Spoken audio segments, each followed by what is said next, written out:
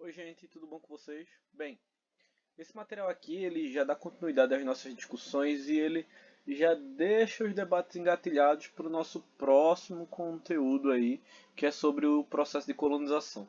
O segundo bimestre da gente que já começa semana que vem, ele é basicamente pautado nos estudos relacionados a processo de colonização, as organizações coloniais, as questões relacionadas aos povos do período colonial e todas essas questões, né? Os indígenas, os nativos mesmo na América e esses tópicos. Mas para a gente entender, antes de qualquer coisa, o processo, ou melhor, a colonização em si, a gente precisa entender também a questão da expansão marítima, que é o que é que vai influenciar isso. Bem, muito prático.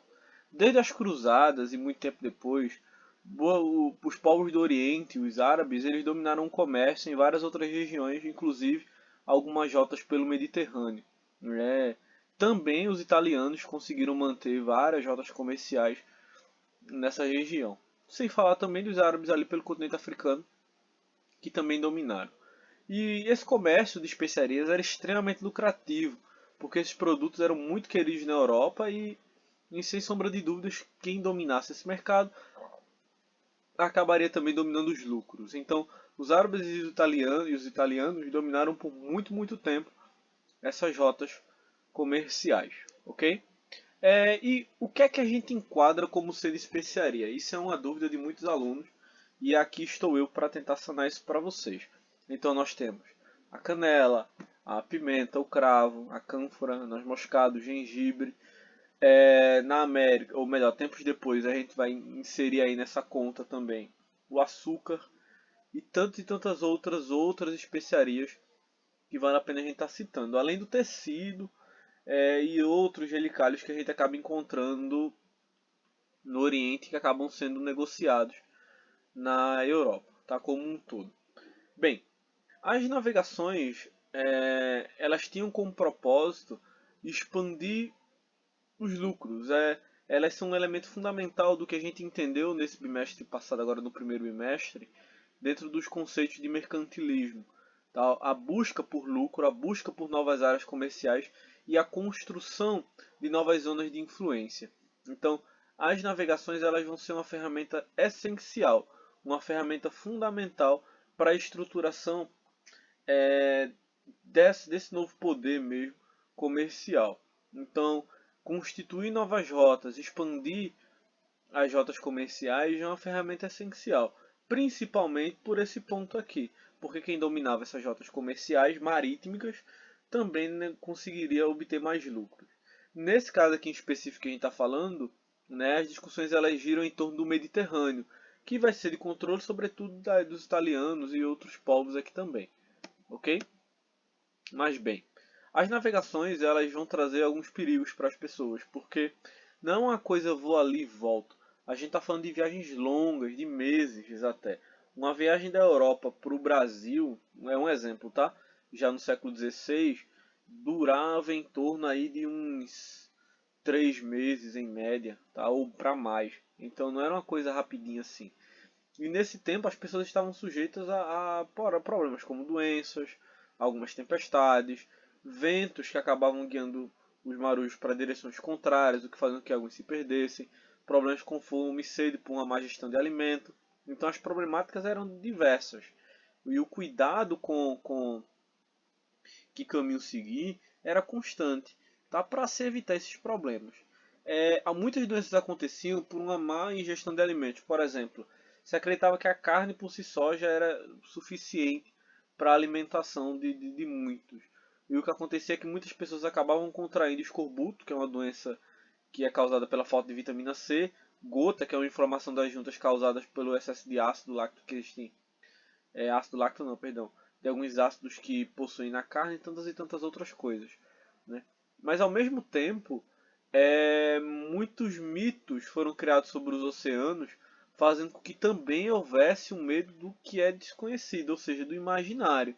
Então existia o medo da existência de monstros marinhos, se tinha o medo de que a Terra fosse plana, se você fosse navegando muito na direção do ocidente, você ia cair num abismo.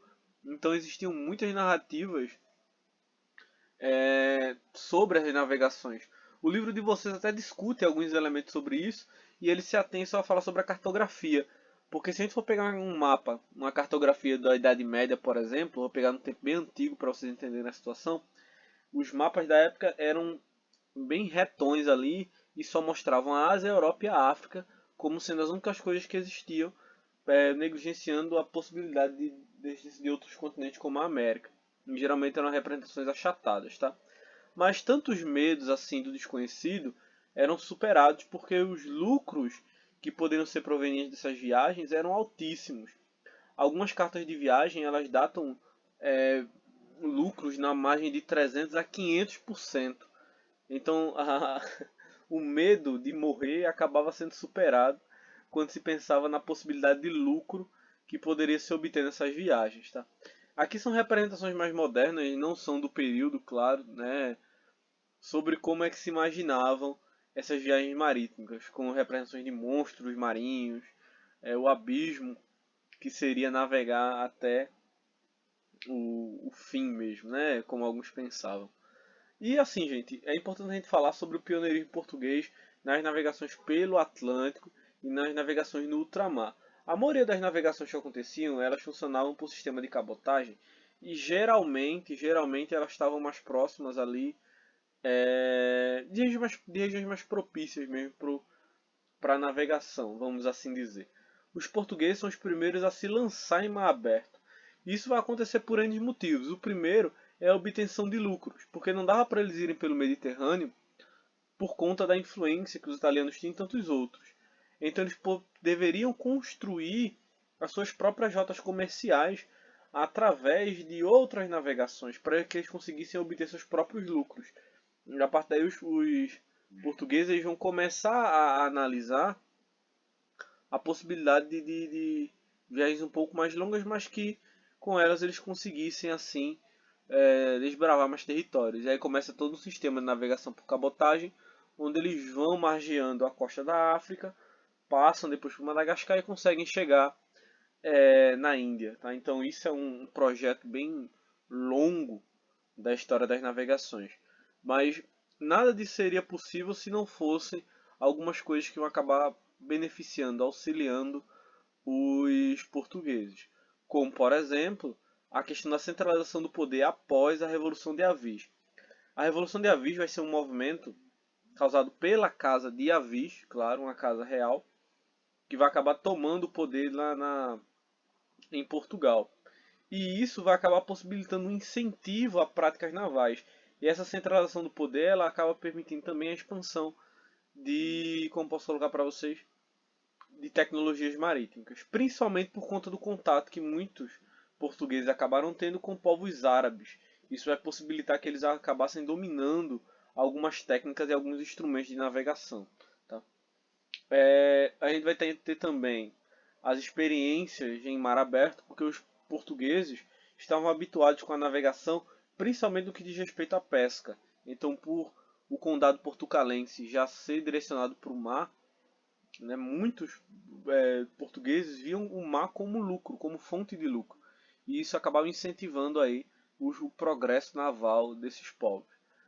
E além, como eu falei, o desenvolvimento de técnicas e de conhecimentos para navegação, muitos deles desenvolvidos ali com o contato que essas pessoas tinham com os árabes e tantos outros povos. Em outras palavras, os portugueses vão acabar tendo essa expansão, essa crescente nas navegações por conta dos seus contatos de viagem durante muitos e muitos anos. Tá? Além, claro, das embarcações portuguesas. As naus, que eram embarcações maiores, e as caravelas, um pouco mais ágeis ali para navegar nos oceanos por longas distâncias e de maneira mais fluida. Ok? Pessoal, agradeço a atenção. Tá? Fica aí a discussão de conteúdo. Na próxima semana a gente vai seguindo com os nossos debates. Esse é o nosso último material do Bimestre, tá bem? E eu aguardo vocês nas próximas. Lembrem de responder o exercício que eu coloquei, 3 pontos, tá? Respondam e lembrem de me entregar. Valeu, gente. Tchau, tchau.